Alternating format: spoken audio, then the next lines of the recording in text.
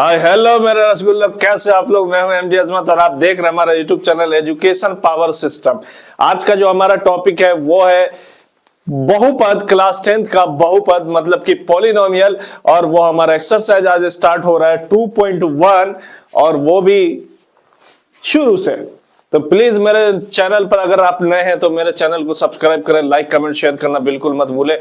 लगातार ठोकते रहे एकदम सब्सक्राइब, ठीक है ना। चलते हैं अपन आगे, देखते हैं क्या कह रहा है क्वेश्चन। क्वेश्चन कह रहा है 2.1 का, किसी बहुपद p ऑफ x के लिए y बराबर p ऑफ x का ग्राफ नीचे आकृति, ये आकृति है 2.10 एनसीईआरटी में दिया है। प्रत्येक स्थिति में p ऑफ x के शून्यकों की संख्या ज्ञात करें। कहने का मतलब मोटा मोटी ये है कि भाई एक्स अक्ष को कोई भी रेखा, कोई बाहरी रेखा कितनी बार काट रही है वो बता रहे हैं अपने को, ठीक है। यही p ऑफ x का शून्यक है इस ग्राफ में, यही p ऑफ x का क्या है, शून्यक है।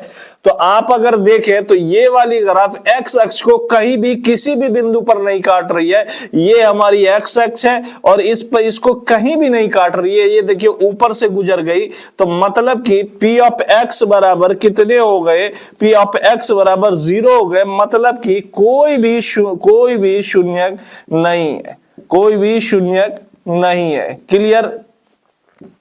तो अपन लिख रहे हैं कोई भी शून्यक नहीं है। ओके जी सर, ओके।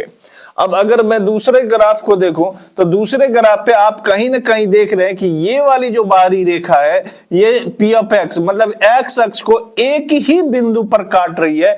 मतलब कि इसका जो p ऑफ x होगा, मतलब कि शून्यकों की जो संख्या होगी वो 1 होगी। कितनी होगी? 1 होगी। बहुत बढ़िया।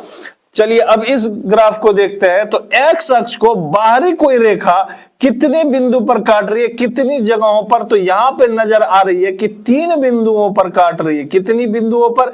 3 बिंदुओं पर। इसलिए हमारा p ऑफ x मतलब शून्यकों की जो संख्या होगी वो कितनी होगी? 3 होगी। कितनी होगी? 3 होगी। अब यहां पर देखें आप कि ये इस अक्ष पर मतलब इस ग्राफ के x अक्ष पर 2 जगह बाहरी कोई रेखा छू रही है, स्पर्श कर रही है, काट रही है। मतलब कि p ऑफ x की जो शून्यक की संख्या होगी तो इसमें p ऑफ x बराबर हो जाएंगे 2 हो जाएंगे। कितने हो जाएंगे? 2 हो जाएंगे। क्लियर हो रही है बात? हाँ सर क्लियर हो रही है। अब देखें आप, अब ये हमारी 5वीं जो ग्राफ है इसमें देखें x अक्ष को कोई बाहरी रेखा कितनी जगह स्पर्श कर रही है, कितनी जगह काट रही है। तो आप देखेंगे कि 4 जगहों पर स्पर्श कर रही है, 4 जगहों पर काट रही है।